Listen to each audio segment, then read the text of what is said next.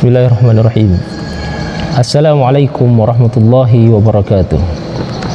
Hamdan wa syukran lillah, wassalatu wassalamu ala rasulillah wa ala alihi wa sahabatihi ajma'in, amma ba'd. Para pemirsa yang budiman, selamat berjumpa kembali dalam program Assalamualaikum. Semoga senantiasa tercurah rahmat Allah Subhanahu wa taala kepada kita semua. Pemirsa yang budiman, kita lanjutkan pembahasan kita dalam pembahasan tentang tata cara pelaksanaan mandi wajib. Pada tayangan sebelumnya, kita telah membahas tentang hal-hal yang menyebabkan kita masuk dalam status berhadas besar.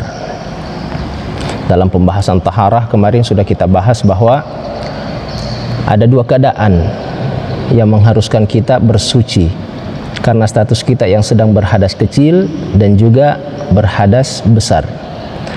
Nah, pada saat terjadi hal-hal yang menyebabkan kita berhadas besar, maka selanjutnya adalah kita diwajibkan melaksanakan yang namanya mandi wajib untuk mengangkat hadas besar atau menghilangkan keadaan kita, mengangkat keadaan kita yang sedang berhadas besar tersebut. Nah, para pemirsa yang budiman, sesuai dalam kitab karangan Abu Syuja dalam Ghayatu wat Taqrib, sebagaimana dalam kitab-kitab yang lainnya, selalu disebutkan dalam pembahasan ibadah ada yang termasuk rukun dan ada yang termasuk sunnah. Nah, pertama, di antara rukun-rukun pelaksanaan mandi wajib, artinya hal-hal yang mesti dilakukan dalam pelaksanaan mandi wajib. Karena dari semua rangkaian mandi wajib yang mungkin kita ketahui, tidak semuanya bersifat wajib. Mungkin ada di antaranya merupakan hal-hal sunnah dalam pelaksanaannya. Nah, olehnya dalam pembahasan ini kita akan tahu lebih detail dan kita bisa memisahkan yang manakah rangkaian dari mandi wajib itu yang termasuk wajib atau yang termasuk rukun dan yang manakah yang termasuk rangkaian sunnah. Wa faraidul ghusli salasatu asya, bahwa dari sekian banyak rangkaian aktivitas dalam melakukan mandi wajib itu ada tiga hal yang perlu kita perhatikan sebagai rukun dari pelaksanaan mandi tersebut. Yang pertama adalah niat. Tentu dalam semua ibadah, niat menjadi sesuatu yang sangat penting dan menjadi hal utama dalam melaksanakannya, untuk memastikan bahwa apa yang kita lakukan itu adalah merupakan suatu ibadah. Niatnya mengatakan nawaitul ghusla li raf'il hadatsil akbari. Ya, seperti itu lafaz niat yang diajarkan. Ya, sekalipun tidak ada ketentuan secara mutlak bahwa mesti dengan niat ini, sekalipun dengan berbahasa Indonesia, sekalipun dengan berbahasa Bugis, maka itu termasuk niat. Adalah intinya yang kita hadirkan dalam diri bahwa saya sengaja melakukan mandi ini untuk mengangkat hadas besar lillahi ta'ala. Ya, jadi sekali lagi tujuannya adalah untuk mengangkat hadas besar, mengeluarkan keadaan kita yang sedang berhadas besar. Kemudian yang kedua, izalatun najasah, menghilangkan najis. Ya, setelah kita berniat, selanjutnya yang perlu dan yang termasuk rukun yang harus kita lakukan dalam mandi adalah menghilangkan najis. Semisalnya ada kotoran di tubuh kita, darah misalnya, seorang perempuan yang telah melahirkan yang harus mandi, seorang perempuan yang telah keluar darah haid kemudian memutuskan untuk mandi wajib, mungkin ada bekas darah, ada darah di tubuhnya, maka harus dihilangkan dulu sebagai najis yang menempel di anggota tubuh. Adapun najis yang tak nampak, contohnya kencing yang sudah kering mungkin, yang melekat di kulit, maka cukup dengan siraman mandi tadi nantinya akan menghilangkan najis kencing tersebut. Adapun ketika najisnya nampak dan dapat diraba, ya, maka itu harus dihilangkan zatnya dari anggota tubuh. Berikutnya adalah rukun yang ketiga dari pelaksanaan mandi wajib, hal yang harus kita hadirkan dalam melakukan mandi, isalul ma'i ila jami'i sya'ri wal bashar, yaitu menghantarkan air ke seluruh anggota tubuh. Ya, ini yang kita sebut sebagai mandi, yaitu membasahi seluruh anggota tubuh, menghantarkan air ke seluruh anggota tubuh tanpa terkecuali. Dari setiap helai rambut mesti terkena air, dari semua yang namanya kulit akan terkena air. Inilah yang disebut sebagai mandi. Ya, tentu prepare-nya tadi agar mandi ini bernilai ibadah dan terbilang sebagai media untuk mengangkat hadas besar adalah diawali dengan niat. Ya, niat, kemudian membersihkan najis untuk memastikan kesempurnaan mandi kita. Untuk memaksimalkan mandi kita adalah menghilangkan najis terlebih dahulu, selanjutnya menghantarkan air ke seluruh anggota tubuh. 3 hal wajib ini, 3 hal yang termasuk rukun dalam pelaksanaan mandi ini mesti kita hadirkan dalam pelaksanaan mandi wajib. Ketika seseorang melakukan mandi wajib dan tidak melakukan salah satu dari 3 hal ini, maka dianggap mandi wajibnya tidak sah atau belum keluar dari statusnya sebagai seorang yang sedang berhadas besar. Nah, selanjutnya pemirsa yang budiman, dari rukun 3 rukun yang kita sebutkan, barulah kemudian diikutkan beberapa sunnah, beberapa rangkaian aktivitas dianggap sebagai sunnah dalam pelaksanaan ibadah mandi, dalam pelaksanaan mandi wajib tersebut. Tentu merujuk kepada perbuatan Rasulullah SAW. Bagaimanapun kita bisa melakukan dan mencontoh Rasulullah bagaimana ia mandi, bagaimana syariat ini ditentukan. Dan subhanallah, ini tersalurkan kepada kita semua, tersampaikan kepada kita semua melalui istri-istri beliau yang melihat secara langsung, melihat dengan mata kepala mereka sendiri bagaimana Rasulullah SAW melakukan mandi. Termasuk hadis yang diriwayatkan oleh Aisyah radhiyallahu anha menyampaikan secara detail bagaimana Rasulullah SAW melakukan mandi wajib. Yang pertama, yang termasuk sunnah dalam pelaksanaan mandi wajib, at-tasmiyah. Ya, tentu urutannya ya nanti kita gabungkan bagaimana urutan pelaksanaan mandi wajib antara yang sunnah dengan wajib. Ya. Yang pertama adalah at-tasmiyah. Selalu dan kapanpun, dimanapun seseorang yang hendak melakukan suatu kebaikan, seseorang yang hendak melakukan suatu ibadah, maka disunnahkan membaca tasmiyah. Tasmiyah adalah basmalah, membaca basmalah. Kemudian yang kedua, al-wudu'u qablahu. Bagian dari rangkaian sunnah dalam pelaksanaan mandi wajib adalah melakukan wudu sebelum mandi. Yang sering kita temukan, bahkan sering muncul pertanyaan oleh masyarakat bahwa apakah harus wudu? Apakah harus wudu sebelum mandi atau mandi dulu sebelum wudu? Ya. Dari sini kita bisa mengetahui dan bisa melihat bagaimana status wudu dalam pelaksanaan mandi itu sendiri. Ya, adalah merupakan rangkaian sunnah yang dilakukan sebelum mandi. Ya, artinya kalau diurut dari awal tadi adalah kita mulai dengan membaca basmalah, kemudian mencuci tangan,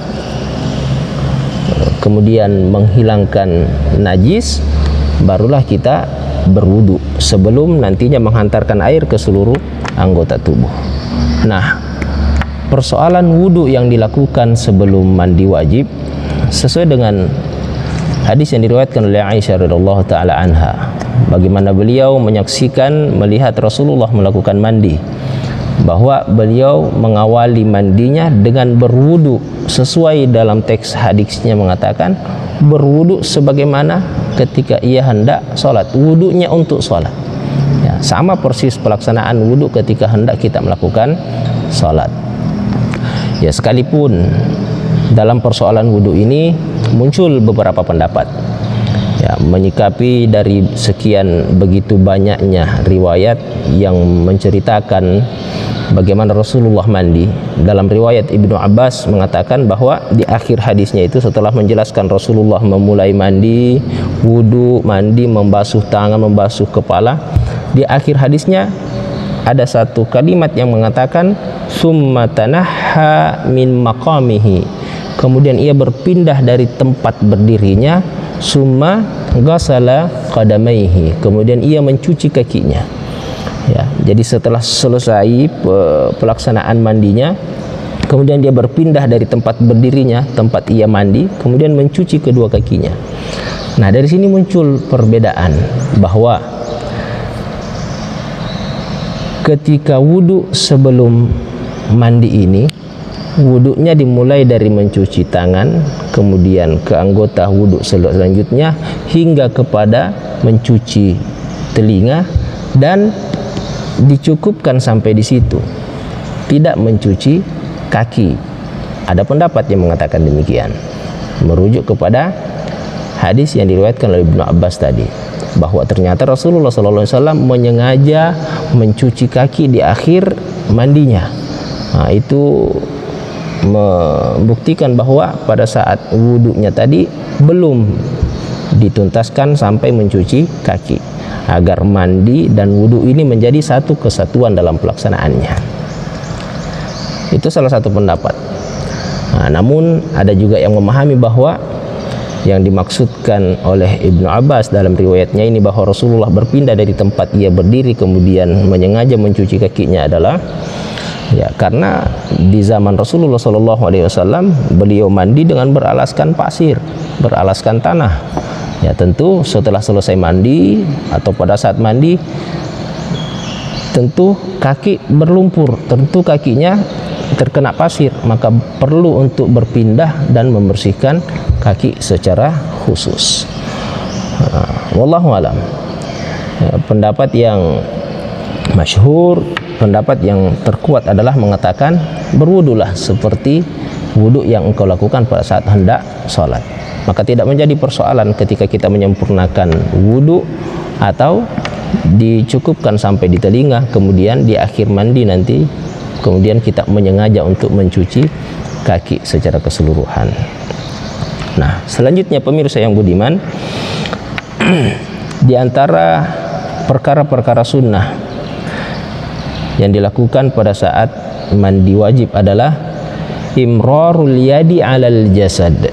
Ya, termasuk anjuran, ya, termasuk anjuran yang perlu kita perhatikan ketika melakukan mandi wajib ini, bahwa tidak sekedar menyiram anggota tubuh, tidak sekedar menumpahkan air ke tubuh, tapi dihantarkan menggunakan telapak tangan atau disiram kemudian diusap menggunakan telapak tangan. Ya, untuk memastikan bahwa air yang kita tumpahkan, air yang kita siram ke anggota tubuh ini benar-benar tersampaikan ke kulit, begitupun mengenai semua helai rambut atau bulu yang ada di anggota tubuh kita, sehingga butuh untuk diusap menggunakan telapak tangan. Kemudian al-muwalah, ya, sama dengan pelaksanaan wudu juga disunahkan dilakukan secara muwalah. Muwalah adalah terus menerus, ya, berkesinambungan, tidak terputus dalam pelaksanaannya. Ya. Setelah kita memulai berwudu, mandi, menyiram kepala, dilanjutkan sampai semuanya selesai dalam satu pelaksanaan, tidak memotong dengan aktivitas yang lain. Kemudian yang terakhir adalah taqdimul yumna alal yusra, ya, mendahulukan anggota tubuh yang kanan kemudian anggota tubuh yang kiri. Ya, segala sesuatu yang baik-baik kita mulai dari yang kanan kemudian dilanjutkan dengan yang kiri. Ya, pada dasarnya Rasulullah SAW melakukan mandi pada biasanya, melakukan mandi sebagaimana orang mandi pada dasarnya. Ya, hanya saja ketika ingin dibahas secara detail seperti ini, maka muncullah rangkaian-rangkaian aktivitas yang kita sebutkan tadi, bahwa Rasulullah SAW memulai mandinya dengan mencuci tangan sebelum mengambil air dalam bejana. Kemudian beliau melanjutkan dengan membersihkan najis yang ada di anggota tubuhnya. Kemudian mengawali mandinya dengan mengambil air wudhu sebagaimana ketika ia wudhu hendak untuk melakukan salat. Kemudian barulah menyeluruhkan atau menghantarkan air ke seluruh anggota tubuh. Nah, tentu dalam riwayat yang disampaikan oleh Aisyah dikatakan Rasulullah tidak langsung mengguyur dan menyiram anggota tubuhnya. Ya, ada hikmah yang bisa kita petik bahwa begitu Rasulullah SAW memperhatikan sekecil, sedetail itu dalam pelaksanaan ibadah, bahwa Rasulullah bermula mengambil air di telapak tangan, kemudian menyelah-nyelah ke atas rambut, menghantarkan air ke batok kepalanya, tidak sekaligus disiram dengan air dengan volume yang besar, ya, mengkhawatirkan terjadi sesuatu hal yang dapat membahayakan kesehatan ketika disiram dengan air dengan jumlah besar. Maka diawali dengan air yang secukupnya untuk membasahi kepala, membasahi rambut, kemudian dilanjutkan secara perlahan mulai dari anggota tubuh yang kanan, kemudian di anggota tubuh yang kiri. Ya, sekalipun pada dasarnya ketika kita merujuk kepada rangkaian wajib mandi ini adalah, sekalipun dalam pelaksanaan mandi, umpamanya contoh ya, ada seseorang yang memilih mandi di kolam renang, memilih mandi wajib di kolam renang. Tadi poin ketiga mengatakan adalah menyeluruhkan air ke seluruh anggota tubuh, membasahi seluruh anggota tubuh. Maka ketika seseorang memilih mandi di kolam renang misalnya, cukup dia berdiri di pinggir kolam kemudian berniat, saya berniat mandi wajib untuk mengangkat hadas besar lillahi ta'ala. Kemudian setelah memastikan najis di tubuhnya sudah tidak ada lagi, kemudian menceburkan diri ke dalam kolam, maka ini sudah termasuk mandi. Ini sudah termasuk telah melakukan rangkaian-rangkaian wajib, dan itu sudah dianggap sah dalam pelaksanaan mandinya. Nah, olehnya pemirsa yang budiman, tentu dalam setiap aktivitas ibadah kita, termasuk ibadah yang menunjang kita melaksanakan ibadah-ibadah yang lain seperti mandi wajib ini, adalah kita berharap mendapatkan pahala yang sempurna. Nah, tentu untuk mendapatkan pahala yang sempurna dari setiap ibadah yang kita lakukan, perlu kita perhatikan dan menghadirkan seluruh rangkaian-rangkaian wajib dan sunnah dalam pelaksanaan ibadah tersebut. Baik pemirsa yang budiman, semoga pembahasan kita kali ini dapat memberikan edukasi kepada para pemirsa dimanapun Anda berada. Dan kami akhiri, wabillahi taufiq wa da'watu wal irsyad. Wassalamualaikum warahmatullahi wabarakatuh.